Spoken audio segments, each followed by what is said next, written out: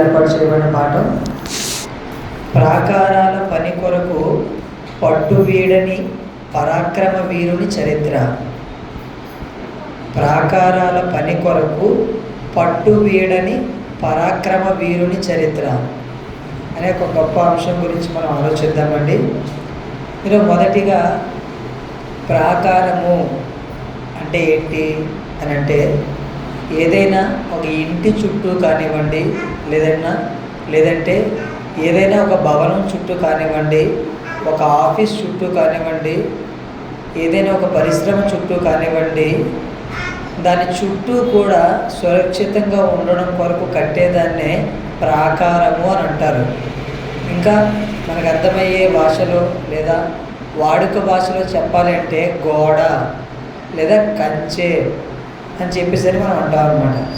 అయితే మరి ఇది దేని కొరకు కడతారు ఈ ప్రాకారం అనేది అంటే, ఇప్పుడు మనం ఒక ఇల్లు కట్టుకున్నాం అనుకోండి, ఆ ఇంటి చుట్టూరు ఒక గోడ అనేది ఉందనుకోండి, ఎవరు కూడా లోపలికి రాకుండా ఉండడానికి, సురక్షితంగా ఉండడానికి అవుతుంది. అదే ఆ గోడ కనుక లేదనుకోండి, ఎటువైపు నుంచైనా ఎవరైనా వచ్చే అవకాశం అనేది ఉంటుంది. అంటే ఈ ప్రాకారం అనేది ఎందుకు మరి నిర్మిస్తారు అని అంటే, రక్షణ కొరకు ఈ ప్రాకారం అనేది నిర్మిస్తారు. అలాగే మనం కూడా ఇంటికి ఏం చేస్తాము, చుట్టూరు కూడా ప్రాకారం కట్టి ఎంట్రన్స్లో గేట్ పెడతాం. ఎందుకు? ఎవరు కూడా రాకుండా, ఏదైనా జంతువులు కానివ్వండి, ఇంకేమైనా మనుషులు కానివ్వండి, ఎవరు కూడా రాకుండా ఉండడానికి ఈ ప్రాకారాలు అనేవి కడుతుంటాం. అయితే మన పాఠంలో ప్రాకారం అంటే ఏంటో తెలుసుకున్నాం. ఇంతకీ మరి ప్రాకారాల పని ఏంటి, ఇది ఎక్కడికి సంబంధించింది అని అంటే, మనందరికీ తెలుసు ఇశ్రాయేలీలు 12 గోత్రాల వారు.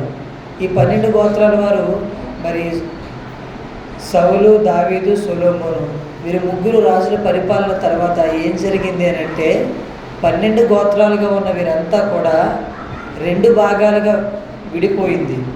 ఇశ్రాయేలీలుగా 12 గోత్రాలుగా ఉన్నవారు ఏమైపోయారు అని అంటే, 2 గోత్రాలుగా, అంటే 10 గోత్రాలు ఇశ్రాయేలీలు, 2 గోత్రాలు యూదా గోత్రం. యూదా బెన్యామీను ఈ 2 గోత్రాలు కలిపి యూదా గోత్రం కింద, మిగిలిన 10 గోత్రాలు కలిపి ఇశ్రాయేలు గోత్రాలుగా విడిపోవడం అనేది జరిగింది. అలా మరి విడిపోయిన తర్వాత ఏం జరుగుతుంది అంటే, మరి ఇశ్రాయేలీలను, యూదులను కూడా అనేక మంది రాజులు పరిపాలించడం అనేది జరుగుతుంది.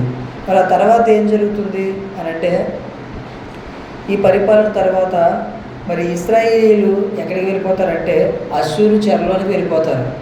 అలాగే మరి ఈ యూదా వారు ఏమవుతారు అంటే, మరి వీళ్ళు కూడా బబులోను చెరకు వెళ్ళిపోతారు. ఈ బబులోను చెరలో ఎన్ని సంవత్సరాలు ఉంటారు అంటే 70 సంవత్సరాలు అనేది వీరు ఈ బబులోను చెరలో ఉంటారు. అయితే మరి దావీదు గారి కాలంలో ఏం జరిగింది అని అంటే, దావీదు గారి కాలంలో మరి దావీదు గారి యొక్క జీవితాన్ని మనం ఆలోచిస్తే, ఎక్కడో గొర్రెలు కాచుకునే పరిస్థితిలో ఉండేవారు దావీదు గారి ప్రారంభంలో. అలాంటిది దావీదు గారి యొక్క భక్తి జీవితాన్ని, దావీదు గారి యొక్క ఆయన యొక్క దేవుని కొరకు బ్రతికే ఆ విధానాన్ని చూసి దేవుడు ఇశ్రాయేల్ని పరిపాలించే రాజుగా ఒక గొప్ప స్థానంలో నిలబెట్టడం జరిగింది. అలా నిలబెట్టిన తర్వాత మరి రాజుగా దావీదు గారి యొక్క చక్కటి అంతఃపురంలో ఉండడము, దేవుని మందస్సం ఏమనుకొని గుడారాల్లో ఉన్నప్పుడు దావీదు గారికి కలిగిన కోరిక ఏంటి అంటే, ఇదిగో నేనేంటి అందమైన అంతఃపురంలో ఉంటూ నా దేవుని మందస్సం ఏంటి ఎక్కడుంది అని అంటే, ఎక్కడో గుడారాల్లో ఉందని, దేవుని కోసం నేను ఒక గొప్ప మందిరాన్ని కట్టాలి అనే ఉద్దేశంతో ఒక గొప్ప మందిరాన్ని కట్టాలనుకోవడం అనేది మన అందరికీ తెలుసు. మరి అది దావీదు గారు కట్టారా అంటే, దేవుడు చెప్పిన మాట ఏంటి అంటే, నాన్న నువ్వు ఎన్నో యుద్ధాలు చేసావు కదా, అందుకని నీ నుంచి వచ్చే నీ కుమారుని ద్వారా నేను కట్టించుకుంటానని దేవుడు చెప్పడం అనేది జరిగింది. అలా సొలొమోను గారి ద్వారా దావీదు గారు కట్టాలనుకున్న ఆ మందిర నిర్మాణం అనేది జరిగింది. బంగారు దేవాలయం, దేవుని కొరకు ఒక గొప్ప మందిరాన్ని కట్టడం అనేది జరిగింది.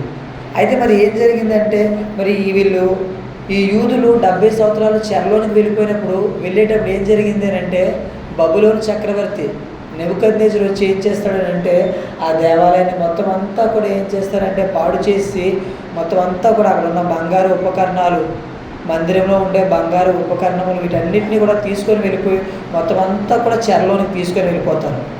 అది 70 సంవత్సరాలు ఎలా ఉంటుందంటే పాడైపోయి మొత్తం అంతా కూడా పాడైపోయి శిథిలమైపోయి ఉంటుంది. మరి 70 సంవత్సరాల తర్వాత ఏం జరిగింది అంటే ప్రపంచాన్ని పరిపాలించిన 4 సామ్రాజ్యాల్లో మొదటి సామ్రాజ్యం బబులోను సామ్రాజ్యం గడిచిపోయిన తర్వాత మాదీయ పారసీకులు సామ్రాజ్యం అనేది ప్రారంభమవుతుంది. అందులో కోరేషు వచ్చిన తర్వాత ఇదిగో మీరు 70 సంవత్సరాలు అయిపోయిన తర్వాత దేవుని మాట ప్రకారంగా మీరు వెళ్ళి ఇదిగో మీ మందిరాన్ని మీరు మీ యెరూషలేముకు వెళ్ళండి, మీ మందిరాన్ని కట్టుకోండి అని చెప్పేసి వాళ్ళందరినీ కూడా పంపించి వాళ్ళకి కొంత సహాయం చేయడం కూడా జరుగుతుంది. అయితే మరి అలా సహాయం చేసినప్పుడు ఏం జరిగింది అని అంటే మరి అందరూ వచ్చేసారా అంటే అందరూ రాలేదండి. కేవలం కొంతమంది వచ్చారు. ఎవరితో అంటే కోరేష్ గారు మరి మీ యెరూషలేము ప్రాంతానికి వెళ్ళిపోయి మీరంతా కూడా ఇదిగో మీ మందిరాన్ని తిరిగి పునర్నిర్మాణం చేయండి అని చెప్పినప్పుడు అందరూ రాలేదు, కొంతమంది వచ్చారు. వారు ఎవరి ఆధ్వర్యంలో వచ్చారు అంటే జెరుబ్బాబెలు నాయకత్వంలో కొంతమంది వస్తారు, తర్వాత ఎజ్రా గారి నాయకత్వంలో కొంతమంది వస్తారు. మరి వీళ్ళు వచ్చి ఏం చేస్తారు అంటే వీళ్ళు వచ్చి ఏం చేస్తారంటే ఇదిగో మందిరాన్ని బాగు చేయాలి, ఎక్కడెక్కడ ఏవేవైతే పాడైపోయి వాటన్నిటిని కూడా మరలా చక్కగా నిర్మించాలని వాళ్ళ పనులనే వాళ్ళు చేస్తారు. అలా చేసినప్పుడు ఏమవుతుందంటే కొన్ని ఆటంకాలు వస్తాయి. కొన్ని ఆటంకాలు వచ్చిన తర్వాత వాళ్ళంతా కూడా ఆగిపోయి వాళ్ళ యొక్క ఇల్లులు కట్టుకుంటారు. వాళ్ళ యొక్క ఇల్లులు కట్టుకునేటప్పుడు దేవుడు మరలా 2 ప్రవక్తలు హగ్గయి, జకరియా వీళ్ళిరువురిని కూడా పంపించి ఏంటి దేవుని మందిరం పని పక్కన పెట్టేసి మీ సొంత ఇల్లు పనులు చూసుకుంటారా అని చెప్పేసి వాళ్ళిద్దరూ వచ్చి వీళ్ళని మరలా పురికొల్పిన తర్వాత మరలా వీళ్ళు మందిరం అనేది కడతారు. అలా ఏమవుతుంది అంటే ఏదైతే శిథిలమైపోయిందో ఆ మందిరాన్ని అన్నింటినీ కూడా కట్టడం అనేది జరిగింది. మరి దీని తర్వాత ఏం జరిగింది అంటే వీళ్ళు పాడైపోయిన మందిరాన్ని అయితే తిరిగి కట్టారు. అంటే ఏదైతే శిథిలమైపోయిందో వాటన్నిటికి కూడా మరమ్మతులు చేసి రిపేర్ చేసి కట్టారు. కానీ వేటిని కట్టలేదు అంటే ప్రాకారాలు అయితే కట్టలేదు. యెరూషలేము చుట్టూ కూడా ప్రాకారాలు అనేవి ఉండేవి. అంటే ఇప్పుడు మనకు అర్థమయ్యే భాషలో చెప్పాలంటే చైనాకి ఏముంది అంటే మనకు తెలుసు, చైనా గోడ ఉంది. అది దేని వరకు అంటే ఇగో చైనా దేశంలో ఎవ్వరు కూడా బయట మిగిలిన దేశాల వారు ఎవ్వరూ కూడా ఆ దేశంలోనికి ప్రవేశింపకుండా ఉండాలని చెప్పేసి ఒక ఎత్తైన గోడను చైనా దేశంలో ఉన్న వారంతా కూడా నిర్మించడం అనేది జరిగింది. దాని ద్వారా ఏంటంటే రక్షణ అంటే సురక్షితంగా ఉండొచ్చు. అలాగే ఇక్కడ మందిరం అయితే నిర్మింపబడింది, కానీ దాని చుట్టూ ప్రాకారాలు ఉన్నాయా అంటే దాని చుట్టూ ప్రాకారాలు అనేవి అయితే లేవు. మరి తర్వాత ఏం జరిగింది మనం తెలుసుకునే లోపు మరి ప్రాకారాలు అనేవి ఉండాలా అని అంటే సామెతల గ్రంథము 25వ అధ్యాయము 28వ వచనం మనం చూడగలిగితే, సామెతల గ్రంథము 25వ అధ్యాయము 28వ వచనం, ప్రాకారము లేక పాడైన పురము ఎంతో తన మనస్సును అంచుకొనలేని వాడును అంతే. చూడండి, ఇందులో మొదటి మాటను మనం చూస్తే ప్రాకారము లేక పాడైన పురము ఎంతో అంటే ఒక పురము, ఒక పట్టణము ఏదైనా బాగుండాలంటే దాని చుట్టూ ఏముండాలి? ప్రాకారాలు ఉంటే దాని ద్వారా ఎవరు కూడా లోపలికి రాలేరు, ఏమీ చేయలేరు. అదే ప్రాకారం లేకపోతే ఏమవుతుంది? అది పాడైపోయే అవకాశం అనేది ఉంటుంది. అయితే మరి ఇక్కడ యెరూషలేము పట్టణం అయితే మరి వీరు బాగు చేశారు. బాగు చేసిన తర్వాత ప్రాకారాలు అనేది లేవు. మరి ఈ ప్రాకారాలు లేనప్పుడు ఏం జరుగుతుంది అంటే మరి ఇందులో భక్తుడైన నెహెమ్యా గారు ఉన్నారు. మరి ఈ నెహెమ్యా గారు కూడా ఏం చేస్తున్నారు? ఇంతకీ ఎక్కడున్నారు అని అంటే షూషాను కోటలో నెహెమ్యా గారు ఉన్నారు. ఎక్కడ ఉన్నారంటే షూషాను కోటలో నెహెమ్యా గారు ఉన్నారు. మరి నెహెమ్యా గారి యొక్క పని ఏంటి అంటే రాజుకు గిన్నె అందించేవాడు అనమాట. అలాగే అంటే గిన్నె అందించడం అంటే ఏంటంటే పూర్వకాలంలో రాజులు ఉన్నప్పుడు ఆ రాజులు మరి రాజులను ఎవరైనా చంపాలి అంటే వారు తాగే పానీయాల్లో కానివ్వండి, వారు భుజించే భోజనాల్లో కానివ్వండి, ఏదైనా విష పదార్థాలు ఎవరైనా కలిపేస్తే దాని ద్వారా ఏమవుతారు? చనిపోతారు. అందుకనే ఏదైనా పానీయం చేసేటప్పుడు, ఏదైనా త్రాగేటప్పుడు కానివ్వండి, ఏదైనా భోజనం చేసేటప్పుడు కానివ్వండి, వాళ్ళ దగ్గర కొంతమంది ఉండేవారు. వాళ్ళు ఏం చేసేవారంటే రాజు కంటే ముందుగా వాళ్ళు దాన్ని తిని దాన్ని టేస్ట్ చేసిన తర్వాత రాజుగారు తినేవారు అనమాట. అంటే ఒకవేళ ఏదైనా ప్రమాదం జరిగితే ముందు వాళ్ళకి జరుగుతుంది, దాని ద్వారా రాజుగారు తినడం మానేస్తారు ఒకవేళ ఏదైనా అయితే.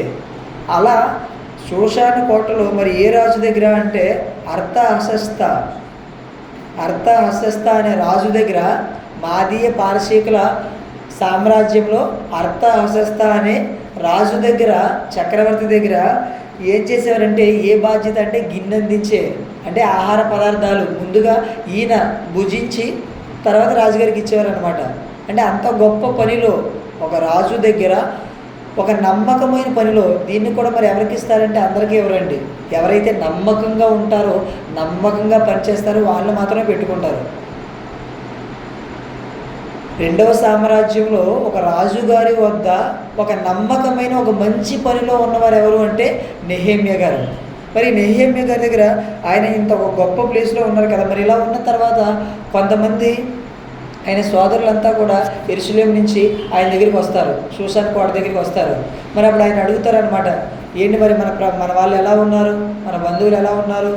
మనం అలా అడుగుతాం కదండి, మన బంధువులు ఎవరైనా ఊరి నుంచి వచ్చారనుకోండి అడుగుతాం కదా, మిగిలిన వాళ్ళు ఎలా ఉన్నారు, బాగున్నారా లేదని. అలా మరి ఎలా ఉన్నారు, ఇంతకీ యెరూషలేము పరిస్థితి ఏంటి అని అంటే మరి వాళ్ళు ఏం చెప్తున్నారు అని అంటే అది మనం ఒకసారి చూడగలిగితే నెహెమ్యా గ్రంథము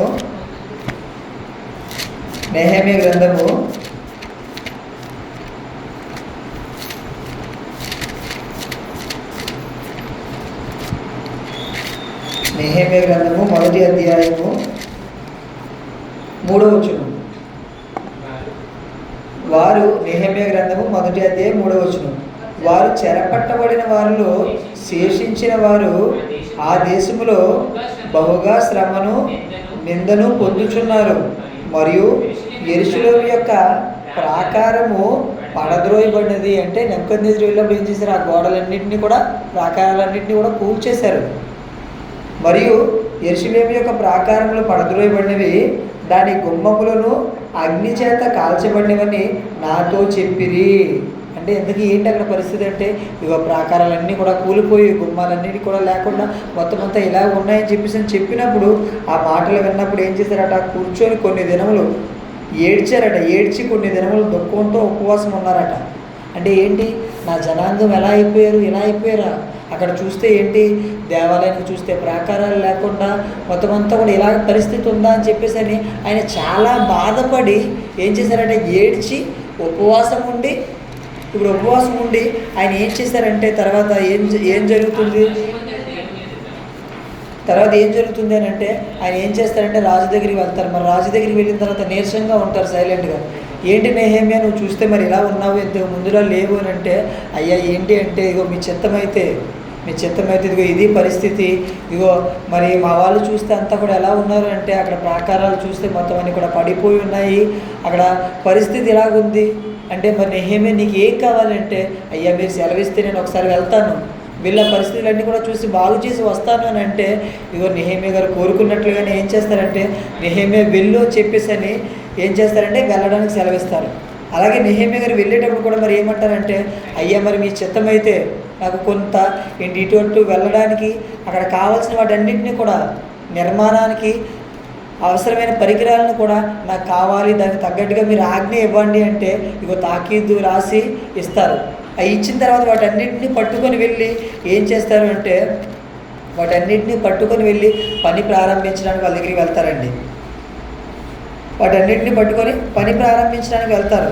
అంటే ఇక్కడ దేనికోసం వెళ్తున్నారు అంటే ఇగో యెరూషలేము దేవాలయం చూస్తే మొత్తం అంతా కూడా ఏంటి మొత్తం అంతా నెబుకద్నెజరు వచ్చి దాని అంతటిని కూడా పాడు చేస్తాడు, దానికి ప్రాకారాలు లేవు, మొత్తం అన్నీ కూడా ఎంత చక్కగా ఇక మరి సొలొమోను గారి ద్వారా కట్టబడిందో దానికి భిన్నంగా మొత్తం అంతా కూడా పాడైపోయింది అని ఆ మందిరం గురించి ఆలోచించి ఏం చేశాడంటే ఎలాగైనా దేవుని మందిరాన్ని మళ్ళా పూర్వపు స్థితిలోనికి తీసుకొని రావాలని చెప్పి ఎంతో కష్టపడి వెళ్ళి ఏం చేశారో మనం ఒకసారి చూడగలిగితే, మరి ఇలా బయలుదేరేటప్పుడు ఏమైందట అంటే ఒక మంచి పనికి ప్రాకారములకు గుమ్మములు నిర్మించడానికని వెళ్తే మరి నెహెమ్యా గారు వచ్చారని చెప్పేసి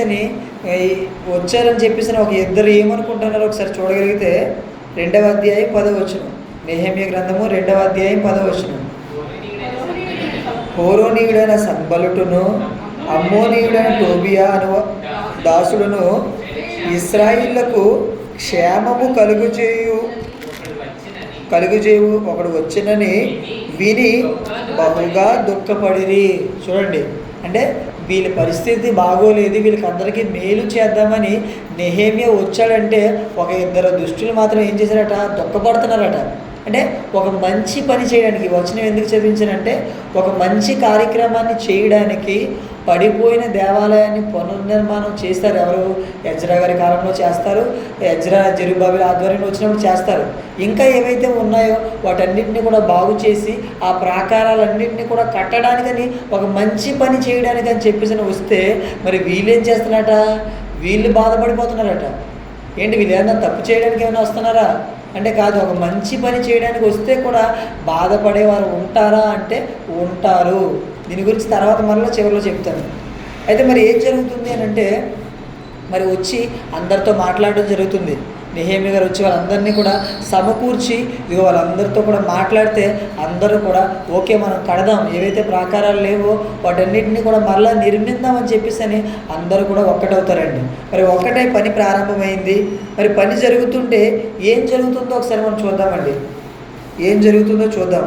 మొదటిగా నెహెమ్యా గ్రంథము 4వ అధ్యాయము 1వ వచనం నుంచి నేను చదువుతాను, చూడండి. నెహెమ్యా గ్రంథము 4వ అధ్యాయం 1వ వచనం నుంచి. వీళ్ళు పని ప్రారంభించారు, ప్రాకారాలు కట్టడం.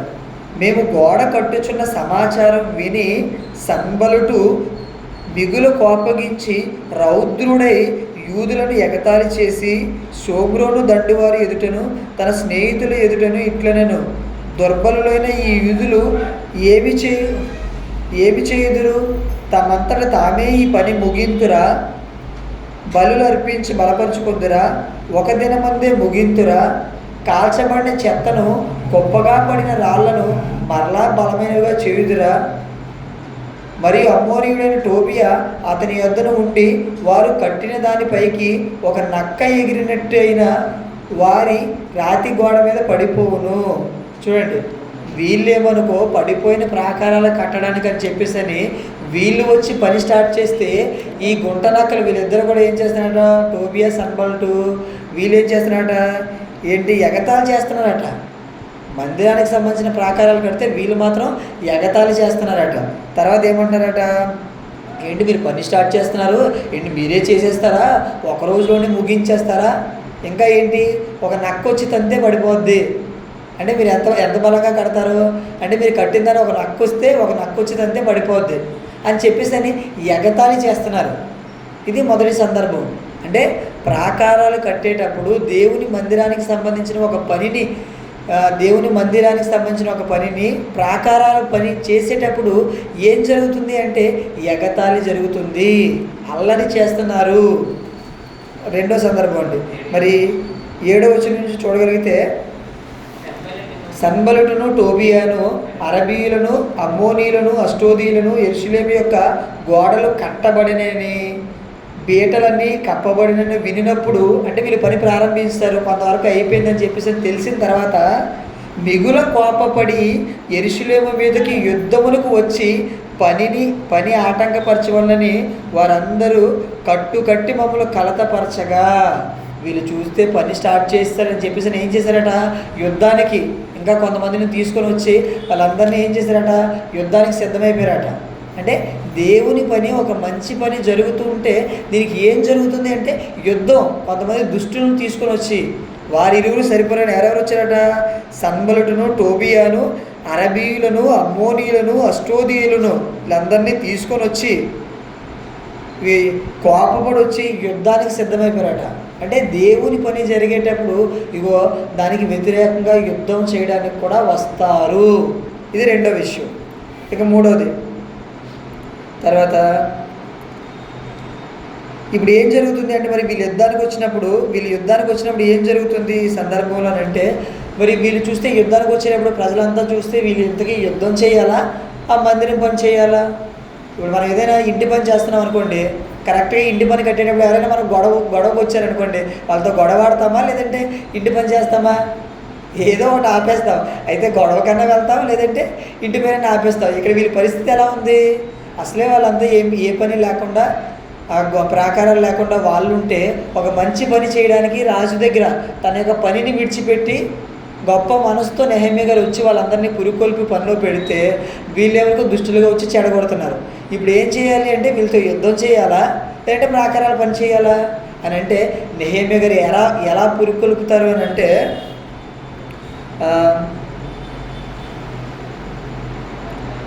ఎలా పురికొల్పుతారంటే ఎవరు వచ్చినా సరే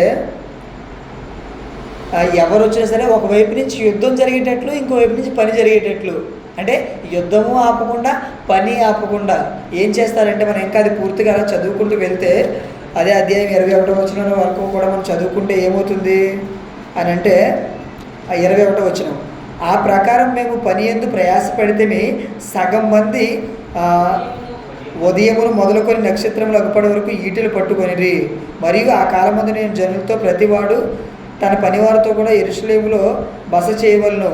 అంటే ఇంకా పైనుంచి చదువుకొస్తే ఏం చేస్తారంటే 16వ వచనం, అయితే అప్పటి నుంచి నా పనివారిలో సగం మంది పని చేయించు వచ్చిరి, సగం మంది ఈటెలను బల్లెములను విండ్లను కవచములను ధరించిన వారే వచ్చిరి. చూడండి అంటే ఏంటి, ఇంకా అక్కడ పని జరిగేటప్పుడు ఇక్కడ ఈ పని ఆపేసి వాళ్ళతో యుద్ధం చేయాలనుకోలేదు నెహెమ్యా గారు. ఈ పని జరుగుతూ ఉండాలి, సగం మంది పని చేయండి, సగం మంది యుద్ధం చేయండి అని చెప్పేసి పని మాత్రం మాత్రం కూడా ఆపకుండా ఇదిగో పని చేయిస్తూ యుద్ధం చేశారు. ఇది రెండవది. తర్వాత మరలా ఇంకా ఏం జరుగుతుంది అంటే అదే నెహెమ్యా గ్రంథము 6వ అధ్యాయం ప్రారంభం వచ్చి నుంచి మనం చూడగలిగితే, నేను ఇంకను గుమ్మములకు తలుపులను నిలుపక ముందు దానిలో బీటలు లేకుండా సంపూర్ణంగా గోడను కట్టి ఉండగా సన్బలుటును టోబియాను అరబీయుడైన గెషెమును మా శత్రువుల్లో మిగిలిన వారు విని సన్బెలుటును గేషెమును నాకు ఏదో హాని చేయుటకు ఆలోచించి. చూడండి ఇక్కడ మనం చూస్తే ఇక్కడ ఏం చేస్తారంటే ఇగో నెహెమ్యా, వీళ్ళందరికీ ఇప్పుడు నాయకుడు ఎవరు? నెహెమ్యా. ఇప్పుడు ఈ పని ఆగాలంటే ఎవరిని పట్టుకోవాలి? నెహెమ్యాను ఒక్కడిని ఆటంకపరిస్తే పని మొత్తం ఆగిపోద్ది. అందుకని చెప్పేసి ఇదిగో ఏదో విధంగా ఏం చేయాలట, ఏదో ఒక హాని చేయాలని చెప్పేసి నెహెమ్యా గారికి హాని చేయాలని చెప్పేసి వీళ్ళు ప్రయత్నం చేస్తారు. ఏమంటారు అంటే ఇదిగో మీరు ఇక్కడికి రావాలని చెప్పేసి వాళ్ళు ఏం చేస్తారు, అది ఏమంటారంటే 2వ వచనం, ఓనో మైదానమందు గ్రామంలో ఒక దాని దగ్గర మనం కలుసుకుందాం రండి అని నా యొద్దకు వర్తమానం పంపిరి. అంటే ఏంటి, మీరందరూ రండి, మనం ఒక చోట మనం మీటింగ్ పెట్టుకుందాం, మాట్లాడుకుందాం అని చెప్పేసి కబురు పంపించారు. ఎవరికి? నెహెమ్యా గారికి. అలా ఆయన వస్తే అలాగన్నా పని ఆగుతుందని. కానీ ఆ తర్వాత మనం చదువుకుని వెళ్తే అందుకు ఆయన ఏమంటారు, అందుకు నేను చేయి పని గొప్పది, దానిని విడిచి మీ వద్దకు వచ్చుటకు నేను దాన్ని ఎందుకు ఆపవలను? నేను రాలేనని చెప్పుటకు దూతలను పంపితిని. నేను గొప్ప పని చేస్తాను, ఆ పని ఆపేసి మీ దగ్గరికి రావడం ఏంటి, నేను రాను అని చెప్పేసి మరలా పంపిస్తారు ఎవరైతే ఆ విషయాన్ని తీసుకొని వస్తారో వాళ్ళకి. ఇది 3వది. తర్వాత 10వ వచనం 11వ వచనం మనం 10వ వచనం నుంచి మనం చూడగలిగితే, అటు తర్వాత మెహేతబేలునకు పుట్టిన దెలల్య కుమారుడైన షెమయా యొక్క ఇంటికి వచ్చి తిని అతడు బయటికి రాకుండా నిర్బంధింపబడును. అతడు రాత్రి కాలమందు నిన్ను చంపుటకు వారు వచ్చేదురు గనుక దేవుని మందిర గర్భాలయంలోనికి మనం పోయి తలుపు వేసుకుందామని రండని చెప్పగా, అప్పుడు ఏమన్నా చూడండి, నేను నా వంటి వాడు పారిపోవచ్చున, ఎంతటి వాడినైనా నేను నా ప్రాణమును రక్షించుకొనుటకే గర్భాలయంలో ప్రవేశించవచ్చునా, నేను అందులో ప్రవేశింపనంటిని. ఇక్కడ కూడా ఏంటంటే ఒక కుట్ర పన్నుతారు, ఏంటి ఆ గర్భాలయంలోకి వెళ్ళిపోవాలి, దాని ద్వారా పని ఆగిపోవాలని. ఇంకా కిందకి చదువుకెళ్తే ఏమంటారు అని అంటే ఏంటి, ఇంకా కిందకి చదువుకెళ్తే ఇక్కడ కూడా ఒక కుట్ర పన్నుతారు. అంటే ఈ సందర్భాలన్నీ కూడా దేనికోసం నేను చదివించానంటే ఒక గొప్ప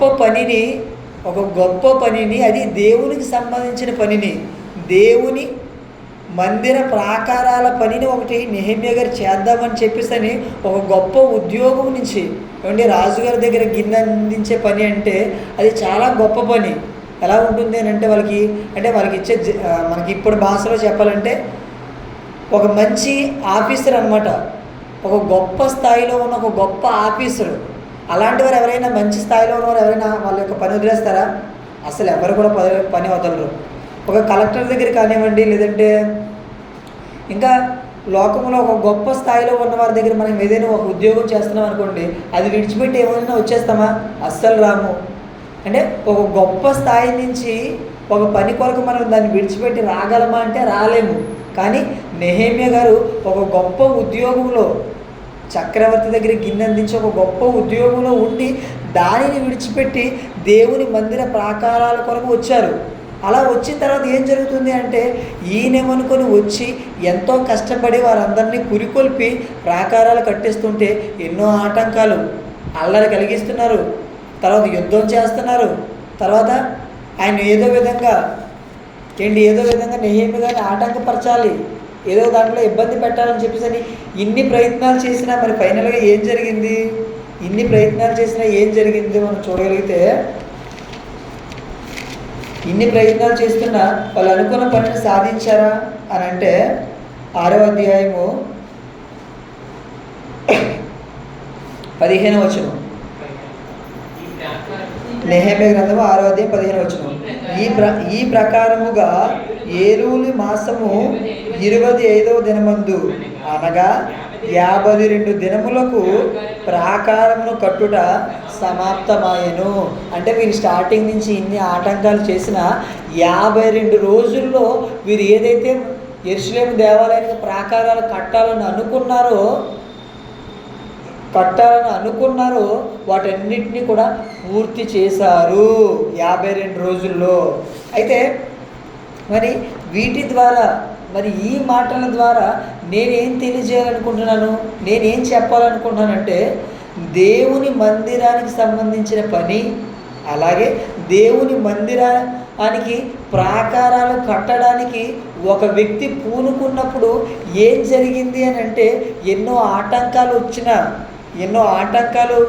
మంచి చేయాలనుకుంటే ఎన్నో ఆటంకాలు వచ్చినా, ఎంతోమంది దుఃఖించిన, దాన్ని ఆపాలని ప్రయత్నం చేసిన, ఎగతాళి చేసిన, యుద్ధం చేసిన, హాని చేయడానికి కుట్ర చేసిన, బంధించాలనుకున్న ఏ ఒక్క పరిస్థితుల్లో కూడా దేనికి లొంగకుండా నెహెమ్యా గారు ఏం చేశారంటే, తను ఏదైతే పని అనుకున్నారో ఆ పనిని పూర్తి చేసి, ఇదిగో తర్వాత మరలా ఎక్కడి నుంచి అయితే ఆయన వచ్చారో అక్కడికి వెళ్ళారు. అంటే దీని ద్వారా ఏమర్థమవుతుందంటే, నేను పెట్టిన టైటిల్లో ప్రాకారాల పని కొరకు పట్టు వీడని పరాక్రమ వీరుని చరిత్ర. అంటే దేవుని మందిరానికి సంబంధించిన ప్రాకారాల పని కోసం వచ్చాడు ఆయన. ఎక్కడి నుంచి? షూషాను కోట నుంచి.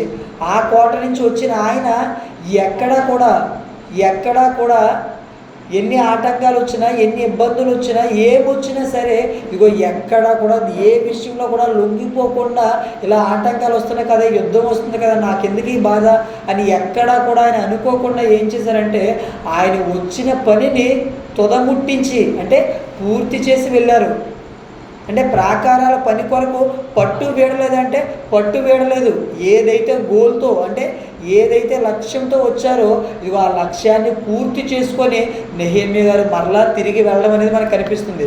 ఇంకా మనం పూర్తిగా చదవగలిగితే మరి ఈ కాలానికి వచ్చేసరికి, మరి ఆ కాలం వచ్చేసరికి ఇదిగో మందిరం అంటే ఏంటి? దేవుని కోసం ఒక మందిరాన్ని కట్టారు. మరి ఈ కాలం వచ్చేసరికి ఏంటి అంటే, ఈ రోజు వచ్చేసరికి మరి ఏంటి? మందిరం అన్నా ప్రాకారాలు అన్నా ఏంటి? ఇప్పుడు వచ్చేసరికి క్రొత్త నిబంధనకు వచ్చేసరికి మందిరం అంటే మనకు తెలుసు. చూడండి ఒకసారి మరలా చూద్దాము.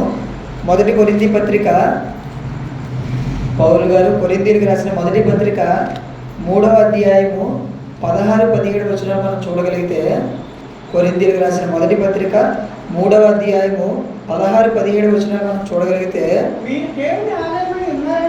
చదవండి. దేవుని ఆత్మ మీలో నివసించుతున్నారని మీరు ఎరుగరా? ఎవడైనా దేవుని ఆలయమును పాడు చేసిన ఎడల దేవుడు వారిని పాడు చేయడు. దేవుని ఆలయము పరిశుద్ధమై ఉన్నది, మీరు ఆ ఆలయమై ఉన్నారు. చూడండి, 1 కొరింథీ పత్రిక 3వ అధ్యాయం 16-17 వచనం చదువుకున్నాం. మీరు దేవుని ఆలయమై ఉన్నారని, అంటే పాత నిబంధన కాలంలో దేవుని మందిరము అని అంటే ఆ మందిరం కోసం కూడా దేవుడు చెప్పారు. అప్పుడే దావీదు గారు కట్టాలనుకున్నప్పుడు, సొలొమోను గారు కట్టాలనుకున్నప్పుడు నాన్న ఆకాశం మహాకాశంలో నన్ను పట్టజాలవు, అలాంటిది నా కోసం నువ్వు ఎలాంటి మందిరం కడుతున్నావు అంటే, తండ్రి మీ కీర్తి కొరకే తప్ప మీరు ఇక్కడ వచ్చి ఉంటారని కాదు అని చెప్పడం జరుగుతుంది. అయినప్పటికీ ఏంటంటే ఆ మందిరానికి విలువ ఉంది. దేవుని కోసం ఎన్నడూ ఎవరు కట్టలేని ఒక గొప్పగా విలువగా కట్టారు పాత నిబంధనలో. అయితే మరి ఇప్పుడు వచ్చేసరికి మీరు దేవుని ఆలయమై ఉన్నారు, దేవుని ఆత్మ మీలో నివసించుచున్నాడని మీరు ఎరుగరా. తర్వాత దేవుని ఆలయం పరిశుద్ధమై ఉన్నది, మీరు ఆ ఆలయమై ఉన్నారు. అంటే క్రొత్త నిబంధనకు వచ్చేసరికి ఎప్పటికి వచ్చేసరికి దేవుని ఆలయం అంటే ఆలయం మారిపోయింది. ఏంటి అంటే ఆలయం స్థానంలోకి ఎవరు వెళ్ళిపోయారంటే, ఆలయం అంటే అప్పుడు ఏంటి రాళ్ళతోని ఇటుకలతోని వీటితో కట్టింది అప్పుడు. మరి ఇప్పుడు వచ్చేసరికి ఏంటంటే ఇదిగో రాళ్ళతో కట్టింది కాదు, రాళ్ళు, సిమెంటు, ఇటుక, ఐరన్ వీటితో కట్టింది కాదు. క్రొత్త నిబంధనకు వచ్చేసరికి ఆలయాలుగా మనమే ఉన్నాము. మరి ఈ ఆలయాల గురించి మరొక మాట మనం చూద్దాము. 2 కొరింథీ పత్రిక 6వ అధ్యాయము 18వ వచనం. 2 కొరింథీ పత్రిక 6వ అధ్యాయం 18వ వచనం. మనము జీవము గల దేవుని ఆలయమై ఉన్నాము. చూడండి, మనము జీవం గల దేవుని ఆలయమై ఉన్నాము. అందుకు దేవుడు ఇలాగ సెలవిచ్చుచున్నాడు, నేను వారిలో నివసించి సంచరింతును. చూడండి, పాత నిబంధన కాలంలో ఆ దేవాలయంలో నేను ఉంటానని దేవుడైతే చెప్పలేదు, కానీ ఇక్కడికి వచ్చేసరికి ఏమంటారంటే, ఇదిగో క్రొత్త నిబంధనకు వచ్చేసరికి మీరే మనుషులుగా ఉన్న మీరే ఇదిగో నా ఆలయము, నేను మీలో ఉంటాను అని చెప్పేసి స్వయాన ముల్లోకాలు కలిగించిన మన కన్న తండ్రి చెప్తున్నారండి. మరి ఈరోజు దేవుని ఆలయాల గురించి మనం ఒకసారి ఆలోచించగలిగితే ఈరోజు సమాజం ఎలా ఉంది? సమాజం అంటే ఏంటి? మనుషులు. ఈరోజు మనుషులు మనం చూస్తే మనుషులంతా కూడా ఎలా ఉన్నారంటే ఇగో చెడిపోయి ఎక్కువ శాతం నాశనానికి వెళ్ళిపోవడానికి అందరూ కూడా సిద్ధంగా ఉన్నారు. మరి ఆ సిద్ధంగా ఉన్న వాళ్ళు ఎవరు? వాళ్ళంతా దుష్టుల సంబంధులు, లేదంటే అపవాది పిల్లల చెప్పండి.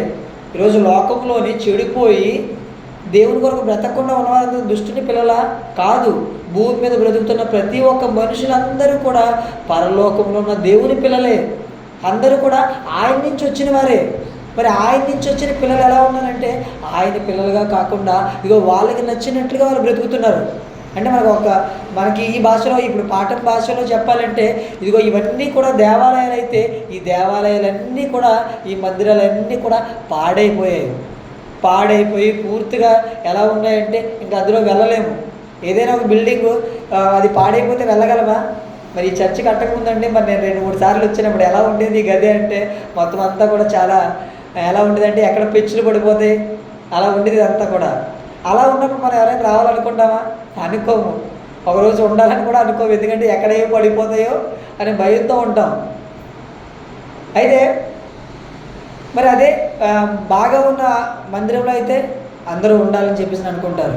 అలాగే మరి ఈరోజు భూమి మీద ఉన్న మనుషులందరినీ చూసినప్పుడు వారు దేవుని ఆలయం అయినప్పుడు ఈ ఆలయాలన్నీ కూడా ఎలా ఉన్నాయంటే అన్నీ కూడా పాడైపోయి ఉన్నాయి.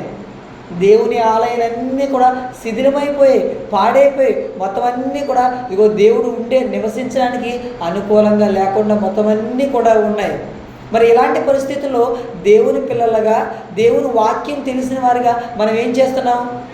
ఆ ఆలయాలు ఏమైనా బాగు చేయాలని చెప్పేసిన ఆలోచన మనకి ఏమైనా ఉందా?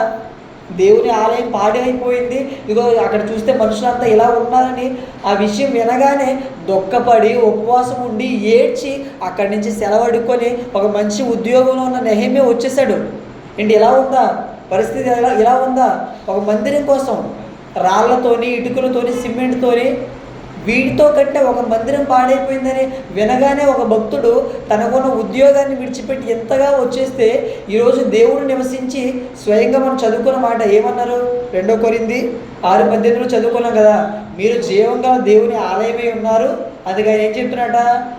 నేను వారిలో నివసించి సంచరింతున్న స్వయంగా దేవుడు చెప్తున్నారు, ఇదిగో మీరు నా ఆలయము, నేను మీలో నివసించి సంచరిస్తానంటే ఆ ఆలయాల గురించి ఈరోజు మనం ఏమైనా ఆలోచిస్తున్నామా? ఏమీ ఆలోచించకుండా చక్కగా మన పని మనం చేసుకుంటున్నాం. కానీ మనం ఏం చేయాలి? నిజంగా మనం కూడా దేవుని వాక్యం తెలిసి దేవుడు అంటే భయభక్తులు కలిగిన వారు అయితే మనం కూడా ఏం చేయాలంటే ఒక నెహెమ్యాలా ఆలోచించాలి. దేవుని పాడైపోయిన ప్రాకారాల కోసము ఏ విధంగా అయితే కట్టించాలని ఒక నెహెమ్యా ఎంతగా కష్టపడ్డాడో మనం కూడా అంతగా కష్టపడాలి. మనం కూడా అంతగా ప్రయాసపడాలి. మరి ఇందులో ప్రాముఖ్యంగా ఆయన నుంచి మనం ఆదర్శంగా తీసుకోవాల్సింది, స్ఫూర్తిగా తీసుకోవాల్సింది ఏంటి అని అంటే, ఆయన దేవుని ప్రాకారాలు, దేవుని మందిరానికి సంబంధించిన ప్రాకారాలు కట్టడానికి వచ్చినప్పుడు ఒక మంచి ఆలోచనతో వచ్చాడు, బాగుంది.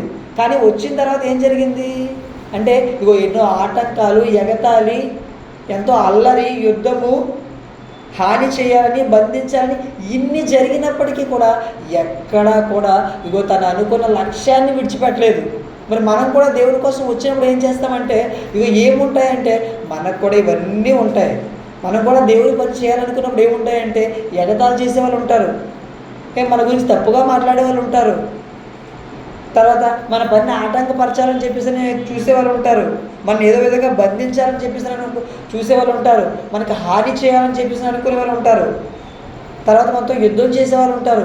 చివరికి ఈరోజు మనం చూస్తున్నాము సోషల్ మీడియా ద్వారా ఎంతోమంది దేవుని వాక్యం చెప్పడానికి వెళ్ళిన వారు వాళ్ళ మీద ఏం చేస్తున్నారు, పేడ నీళ్ళు వేస్తున్నారు, కొడుతున్నారు, దుర్భాష మాట్లాడుతున్నారు, చివరికి చంపుతున్నారు కూడా. మనం అప్పుడెప్పుడో మనకు తెలుసు, స్వామి అనే ఒక ఆయన మీద ఏం చేశారు, కరపత్రికలు పంచుతున్నారని, ఆయన బెడ్ రెస్ట్ తీసుకునేటట్టుగా చాలా దారుణంగా ఆయన మీద దాడి చేయడం అనేది జరిగింది.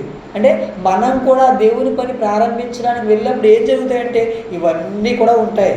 మరి ఇవన్నీ ఉంటే మనం ఏం చేయాలి? నెహెమ్యా ఏం చేశాడు? ఇన్ని జరిగినప్పటికీ కూడా తను ఏ ఉద్దేశంతో అయితే వచ్చాడో ఆ పనిని ముగించుకొని వెళ్ళాలి. మరి మనం కూడా దేవుని పని కొరకు, పాడైపోయిన దేవుని మందిరాన్ని కట్టడానికి, ఆ ప్రాకారాలు కట్టడానికి, దైవ సంబంధమైన కార్యక్రమాలు చేయడానికి మొదట అడుగు వేసినప్పుడు ఇవన్నీ కూడా వస్తుంటాయి. ఎగతాలు చేస్తుంటారు, అల్లరి చేస్తుంటారు. ఇవన్నీ జరిగినప్పుడు ఏం చేయాలంటే, ఇదిగో ఎన్ని జరిగినా సరే నేను అనుకున్న పని మాత్రం ఏ మాత్రం కూడా విడిచిపెట్టను అని చెప్పేసి ఒక మంచి నిర్ణయం తీసుకోవాలి. ఒక పరాక్రమ వీరుడని ఎవరిని అంటారంటే అందరినీ అనరండి. యుద్ధానికి వెళ్ళి అక్కడ సైన్యం ఎక్కువ మంది ఉంటే పరిగెట్టుకుంటూ వచ్చేసేవారిని వీరుడు అనరు. ఒక యుద్ధానికి వెళ్ళిన తర్వాత అక్కడ ఎంతమంది సైన్యం వచ్చినా వాళ్ళందరితో కూడా యుద్ధం చేసి తిరిగి వచ్చేవారిని వీరుడు అంటారు తప్ప అక్కడి నుంచి పరిగెట్టుకుంటూ వచ్చేవారిని అనరు. అలాగే దేవుని కోసం దేవుని పని కోసం నిలబడిన మనము ఏం చేయాలి? ఇవన్నీ వస్తాయి. ఇవన్నీ వచ్చినప్పుడు ఏం చేయాలంటే వీటన్నిటినీ తట్టుకోవాలి. వీటన్నిటినీ తట్టుకొని ఏం చేయాలంటే నిలబడాలి. మనందరికీ అప్పగించిన పని ఏంటి? మనందరికీ పౌలు గారు అంటారు ఏమని అంటే, ఆయన పని తుదముట్టించవలనని. సరే ఆ మాట చూద్దామండి మనం. 2 తిమోతి పత్రిక 4వ అధ్యాయం 7వ వచనంలో 7వ వచనం, మంచి పోరాటము పోరాడి తిని నా పరుగు కడముట్టించి తిని విశ్వాసమును కాపాడుకుంటుని. చూడండి, ఇంతకీ పౌలు గారు ఏమైనా యుద్ధం చేశారా అంటే, ఇగో నార్మల్గా ఏదైతే మనుషులను చంపే యుద్ధాలు అలాంటి యుద్ధం చేయలేదు. ఏంటంటే ఆయన కూడా దేవుని పని కోసం వెళ్ళినప్పుడు ఎన్నో అనుభవించారు. 2 కొరింథీ పత్రికలో ఉంటుంది, మనకు తెలుసు ఆయన శ్రమలు. 2 తిమోతి 4:7 ఏంటంటే అక్కడ ఏమన్నా మంచి పోరాటము పోరాడి తిని. ఏంటి ఆ పోరాటము? సువార్తకి వెళ్ళినప్పుడు ఎన్నోసార్లు శ్రమలు, కష్టాలు, బాధలు ఇవన్నీ కూడా వచ్చాయి. వాటన్నిటినీ ఏం చేశారంటే వాటన్నిటినీ కూడా ఎదుర్కొని నిలబడ్డాడు. నిజంగా ఒక విషయం అంటే నాకు చాలా చాలా బాగా హత్తుకున్నాను. ఏంటి ఆ మాట అంటే, ఒకానొక పట్టణంలోనికి వాక్యం చెప్పడానికి వెళ్తే పౌలు గారిని కొట్టేసి ఆయన చనిపోయాడని చెప్పేసిన పట్టణానికి అవతల కంటే ఊరి చివరికి తీసుకొని వెళ్ళి ఈడ్చి పడేస్తే మరలా అక్కడి నుంచి తిరిగి లేచి వేరే ప్రాంతానికి సువార్త చెప్పడానికి వెళ్ళిపోయారటండి. అంటే అంత దారుణంగా జరిగినప్పటికీ కూడా మరలా ఇంటికి వెళ్ళిపోవచ్చు కదా. ఏంటి ఇంత ఎలా చేస్తారు, కొంచెం రెస్ట్ కోరి దేవుడు వాక్యం అంటే ఆసక్తి ఉండి తర్వాత కొంచెం బెడ్ రెస్ట్ తీసుకొని మరలా వెళ్తానని అనుకోకుండా మరలా అక్కడి నుంచి తిరిగి లేచి వేరే ప్రాంతానికి వెళ్ళిపోయారంటే ఎంత అదేంటి పోరాటం కాదా? పోరాటం అంటే ఈరోజు మనం కూడా ఏం చేయాలంటే మన ముందు కూడా ఒక పోరాటం ఉంది. మనం చనిపోయే లోపు లేదా యేసుక్రీస్తు వచ్చేలోపు మనకు దేవుడు అప్పగించిన పనిని మనం పూర్తి చేయాలి. మనం దేవుని కోసం బ్రతుకుతూ అనేకులు దేవుని కోసం ఏం చేయాలి? బ్రతికేటట్లుగా చేయాలి. అనేకులు దేవుళ్ళని తీసుకొని రావాలి. మరి దీనికోసం మనం ఏం చేయగలుగుతున్నాం? ఒక మీటింగ్ పెట్టించినా, ఒక సెమినార్ పెట్టించినా, ఒక గృహకూడికి పెట్టించినా, ఒకరికి వాక్యం చెప్పినా, ఇవన్నీ చేసేటప్పుడు ఏముంటాయంటే ఖచ్చితంగా ఆటంకాలు ఉంటాయి. కొంతమంది ఏమంటారు, కొంతమంది వద్దని అంటారు. కొంతమంది వద్దని అంటారు, కొంతమంది ఎగతాళి చేస్తారు. మనం చేసేది దైవ కార్యక్రమం అయినప్పటికీ కొంతమంది ఎగతాళి చేస్తారు, కొంతమంది వద్దని ఆటంకపరచాలని చూస్తారు. కొంతమంది ఏమనుకొని ఎందుకులే ఇప్పుడు చేయడం అని చెప్పేసి మనల్ని డల్ చేయడానికి, అంటే చేద్దాం అనుకున్న వాళ్ళు ఇంకా పురికొల్పకుండా వాళ్ళు ఆపాలని చెప్పేసి ఇలా చాలా ప్రయత్నాలు అనేవి మనం దేవుని కోసం చేద్దాం అనుకున్నప్పుడు వాటికి వ్యతిరేకంగా జరుగుతుంటాయి. కానీ అలాంటప్పుడు మనం ఎలాంటి నిర్ణయం తీసుకోవాలంటే, ఒక నెహెమ్యా ఏ విధంగా అయితే ఇదిగో ఎలాంటి పరిస్థితులు ఎదురైనప్పటికీ వాటన్నిటినీ కూడా ఎదుర్కొని నిలబడ్డాడో మనం కూడా అదే విధంగా నిలబడాలండి. మరి ఇది కాకుండా ఇంకా నెహెమ్యా జీవితాన్ని కూడా మనం చూస్తే నెహెమ్యా కూడా చాలా భక్తిపరుడు అండి. ఇవన్నీ చేసేటప్పుడు కూడా ప్రతి విషయంలో ఏం చేస్తాడంటే దేవునికి ప్రార్థన చేస్తాడు. మనం నెహెమ్యా గ్రంథం చదివితే ప్రతి ఒక్క విషయంలో తండ్రి అని చెప్పేసి దేవునికి ప్రార్థన చేస్తూ, అంటే ఇన్ని ఆటంకాలు వచ్చేటప్పటికీ కూడా దేవుని పని కోసం వచ్చాడు. ఆ పని చేసేటప్పుడు ఆటంకాలు వచ్చిన ప్రతి విషయంలో దేవునికి ప్రార్థన చేస్తూ తను తగ్గించుకొని ఏమాత్రం పనిని విడిచిపెట్టకుండా పూర్తి చేశాడండి.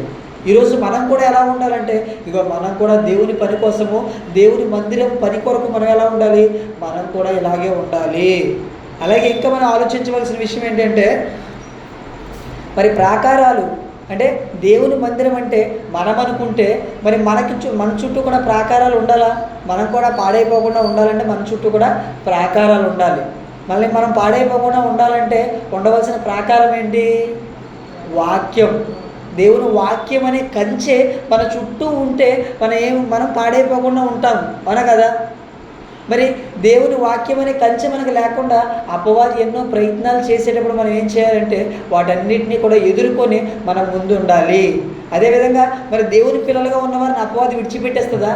ఇప్పుడు మనం అంతా దేవుని వాక్యం నేర్చుకోవడానికి వచ్చాము, మనం విడిచిపెట్టేస్తుందా? కొన్ని వాళ్ళు చర్చికి వెళ్ళిపోతున్న వాళ్ళు వెళ్ళిపోవాలని చెప్పేసి విడిచిపెట్టేస్తుందా? మనల్ని కూడా విడిచిపెట్టదు. మెయిన్ టార్గెట్ మనమే. అయితే దేవుని వాక్యం తెలిసి దేవుని కొరకు బ్రతికేవారు కూడా దేవుని వాక్యం అనే కంచెకు ఒకవేళ రాకుండా ఉంటున్నారేమో అలాంటి వారిని కూడా మనం ఏం చేయాలంటే ఇదిగో ఆ సురక్షితంగా అంటే ఆ కంచెలోనికి మనం ఏం చేయాలంటే ఆ ప్రాకారాల్లోనికి తీసుకొని రావాలి. వాక్యం అనే దేవుని ప్రాకారాల వద్దకు ఏం చేయాలి అంటే ఆ మనవారిని కూడా ఏం చేయాలి, తీసుకొని రావాలి. పాడైపోయిన దేవుని మందిరాలుగా ఈరోజు లోకంలో పాడైపోయిన వారందరినీ కూడా బాగు చేయవలసిన పరిస్థితి మన మీద ఉంది. దాంతోపాటు దేవుని వాక్యం తెలుసుకుంటున్న మనం కూడా దేవుని నుంచి తప్పిపోకుండా వాక్యం అనే కంచెలో మనమంతా కూడా ఉండడానికి మన వాళ్ళని కూడా పురికొల్పుతూ వాక్యం ద్వారా మనం ఉండాలండి. వాక్యం ద్వారా ఉండాలి. ఇది మనకి నెహెమ్యా గారు నేర్పించే పాఠం. ప్రాకారాల పని కొరకు పట్టు వీడని పరాక్రమ వీరుని చరిత్ర. ఇంతకీ ఆ పరాక్రమ వీరుడు ఎవరు అంటే నెహెమ్యా గారు.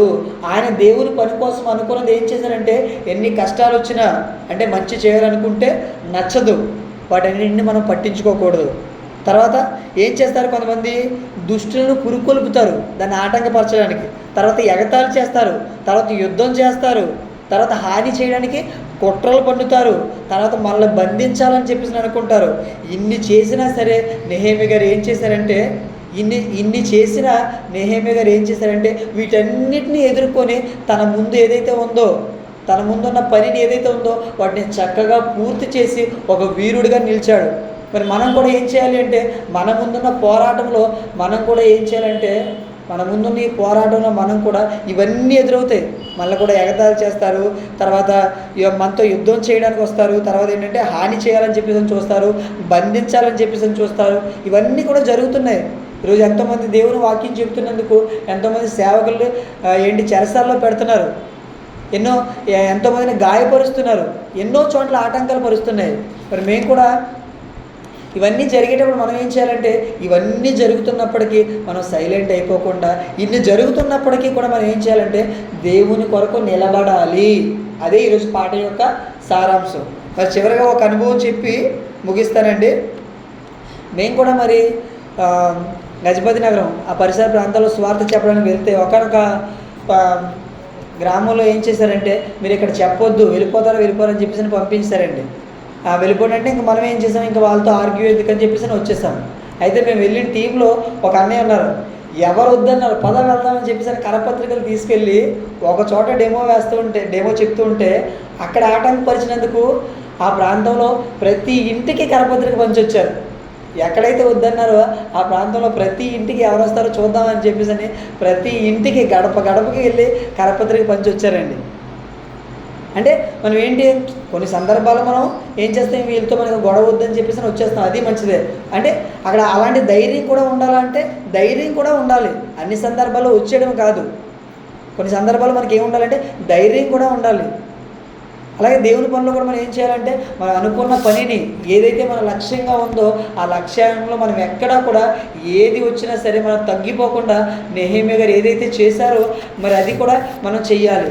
అలాగే ఇక్కడ ఇంకొక విషయం ఏంటంటే నెహెమ్యా గారిలో ఎవరు కనిపిస్తారంటే, నెహెమ్యా గారు మరి పాత నిబంధన చరిత్రలో కదా, నెహెమ్యా గారిలో ఎవరు కనిపిస్తారంటే రాబోయే యేసుక్రీస్తు వారు. నెహెమ్యాలో ఎవరు కనిపిస్తారంటే యేసుక్రీస్తు వారు కూడా కనిపిస్తారు. ఎలా యేసుక్రీస్తు వారు కనిపిస్తారంటే, యేసుక్రీస్తు వారు కూడా భూమి మీదకి వచ్చిన తర్వాత ఏం చేశారంటే ఆయన కూడా ఎలా బ్రతికారు ఎబ్రీ పత్రికలో ఉంటుంది. ఆయన శరీరధారి ఉన్న దినముల్లో మహారోదనతోనూ కన్నీళ్లతోనూ తను మరణం నుండి రక్షింపగలవానికి ప్రార్థనలను యాచనలను సమర్పించి భయభక్తులు కలిగి ఉన్నందువల్ల ఆయన అంగీకరింపబడి. అంటే నెహెమ్యాలో యేసుక్రీస్తు వారు కనిపిస్తారు. ఎలా కనిపిస్తారంటే యేసుక్రీస్తు వారు కూడా ఈ భూమి మీదకి వచ్చిన తర్వాత ఆయన కూడా ఒక పని కోసం వచ్చారు. అవునా, భూమి మీద ఉన్న మనుషులందరికీ కూడా పరలోకంలో దేవుడు ఏదైతే కోరుకుంటున్నారో ఆ మాటలన్నింటినీ చెప్పి అందరి కోసం ప్రాణం పెట్టాలి. మరి ఆ పని చేసేటప్పుడు ఆయన సుఖంగా ఉన్నారా అంటే లేదండి. మనం అనుకుంటాం యేసుక్రీస్తు అంటే భూమి మీదకి వచ్చి దేవుని మాటలు చెప్పి కేవలం సిలువలోనే కష్టపడ్డారు అనుకుంటాం. కానీ మరి ఈ మాటకి అర్థం ఏంటి, ఆయన శరీరధారి ఉన్న దినముల్లో మహారోదనతోనూ వేదనతోనూ కన్నీళ్లతోనంటే ఆయన బ్రతికిన జీవితం అంతా కూడా హ్యాపీగా లేదు, సాఫీగా జరగలేదు. ఎలా ఉందంటే ఎన్నో కష్టాలు, కన్నీళ్ళు, బాధలు వీటన్నిటిని అనుభవించి దేవుడు ఏదైతే పని అప్పగించాడో ఆ పనిని పూర్తి చేశారు. అంటే నెహెమ్యా గారు ఎవరు కనిపిస్తున్నారంటే ఆ తర్వాత రాబోయే యేసుక్రీస్తు వారు కనిపిస్తున్నారు. మనం కూడా ఈరోజు ఎలా ఉండాలంటే మనకు దేవుడు అప్పగించిన పనిని మనం సంపూర్ణం చెయ్యాలి. ఎన్నో కష్టాలు, కన్నీళ్ళు, బాధలు ఏదొచ్చినా ఇవన్నీ వస్తాయి. దేవుడు ముందుగానే ఇవన్నీ రాయించారు. వాటన్నిటిని ఎదుర్కొని వీరులుగా నిలబడి మనకు అప్పగించిన పనిని పూర్తి చేసి మనం పరలోకం రావాలన్నదే దేవుని కోరిక. కాబట్టి దేవుని పని విషయంలో నెహెమ్యా గారు ఏ విధంగా అయితే పట్టు వీడకుండా ఉన్నారో దేవుని పిల్లలుగా మనమంతా కూడా అదే విధంగా ఉండాలని కోరుతూ ఈ మాటలు ముగిస్తున్నానండి. కళ్ళు మూసుకోండి, ప్రార్థన చేసుకుంటాం.